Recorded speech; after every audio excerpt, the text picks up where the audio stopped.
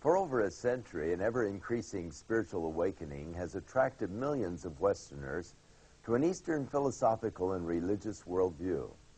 One vehicle used to spread the message to America and Europe has been an endless procession of India's elite priesthood, who are said to have experienced the secret knowledge of the universe and become transcended.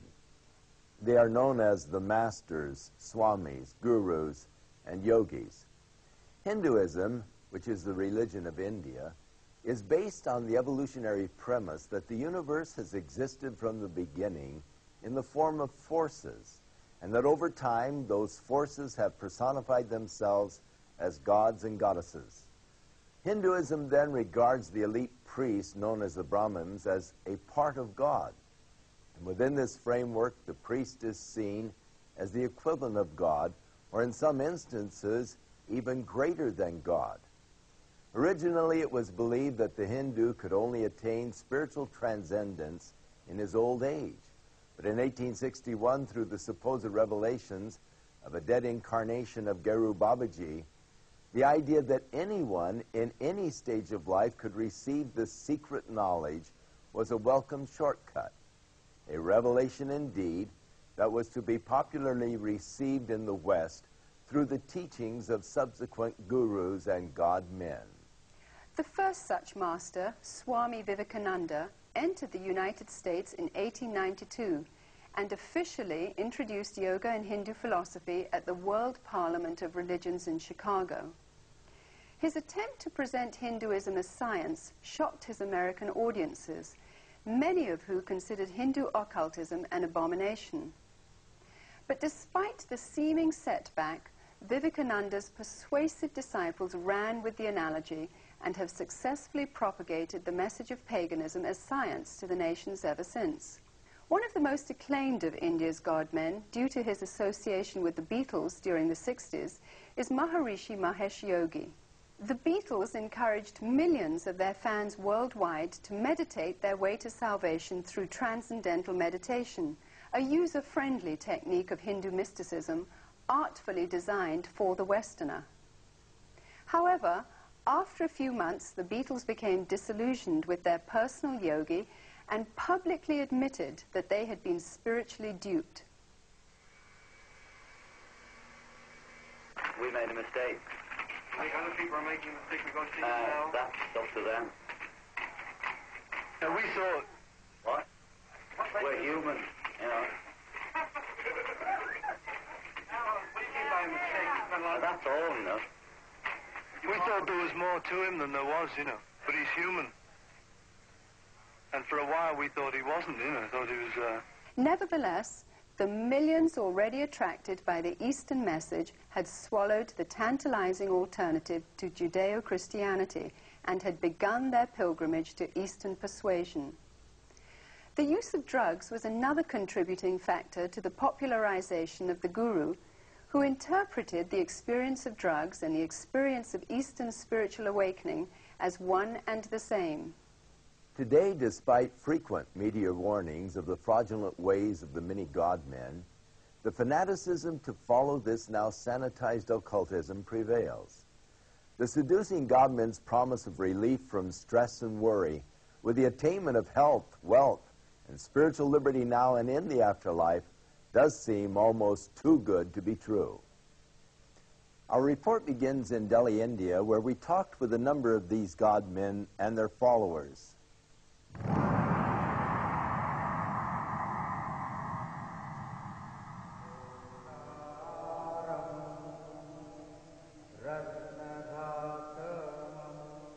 Here in Delhi, India, Guru Darshan Singh, only one of hundreds of gurus, has personally converted or initiated some 15,000 followers.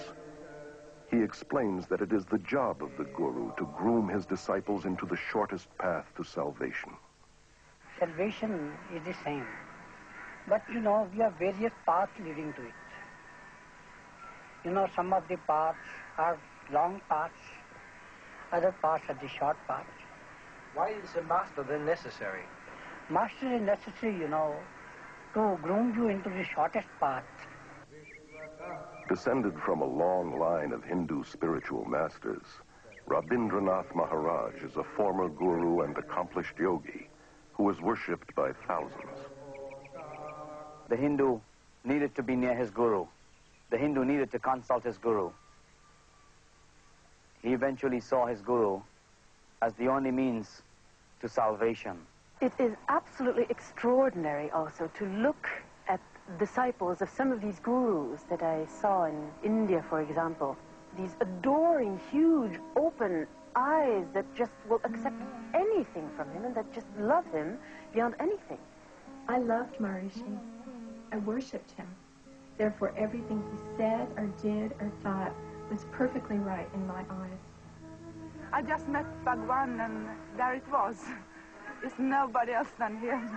Bhagwan is my master and I love him. I'm in love with him. That's the only thing I can say.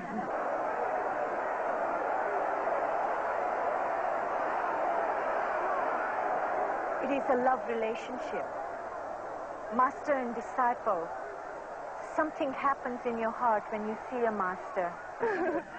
Bhagwan's my master.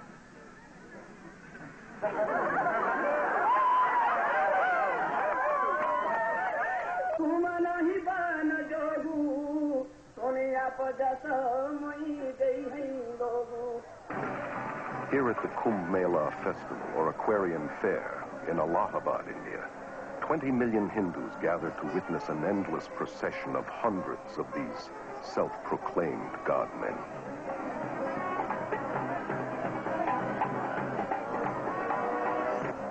Even the dirt beneath these gurus' feet is an aid to the disciple in his quest for salvation.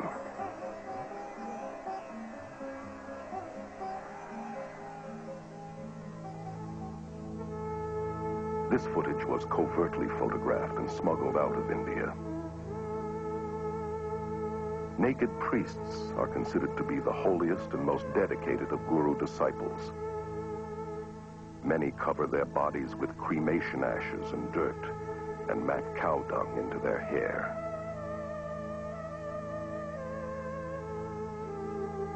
Some are armed and are dependent upon extremely potent drug concoctions. They have surrendered everything, families, possessions, and even their minds, becoming literally insane out of devotion to their guru. Well, Guru is our best friend, philosopher, and guide, and he shows the way to God. So, we in our India acknowledge him as a divine power, just equivalent to God. If anyone could be near the beloved Master and witness the love, the compassion, the humility, the grace, the generosity, no one in his right mind would not know that this is a walking, talking, living God on earth. In all scriptures, you will find that the Master is the God-incarnated power working on earth. You people that interviewed this gentleman today, I don't think you knew who you interviewed, but you interviewed God. For the Hindu, the guru is all important. The guru is his Lord, his Master, his Savior, even greater than God. Yes, Guru is greater than God. Carol Matriciana is a journalist and author of the book Gods of the New Age. Born and raised in India, she moved to London in 1973, where she became one of England's leading authorities on new religious movements. I have personally talked with many, many gurus, and the sad fact is that within their belief system, they have to be detached and removed from their emotions and compassion, and their cruelty and inhumaneness is seen as spiritual and excused as holy. I was really interested in their worship and their veneration and their adoration and the gifts and offerings they brought to me. But I was certainly not interested in their problems and their difficulties and hardships and pains. The Guru followers believe that he returns this incredible love that they feel towards him. But in reality, he feeds off their emotions to maintain his own ego. So many people come here because they too are in love with Bhagwan. They too are seeking the wisdom, the love that Bhagwan has to offer. He has so much love, and he gives his love to everybody, and it helps us to find our love in ourselves. The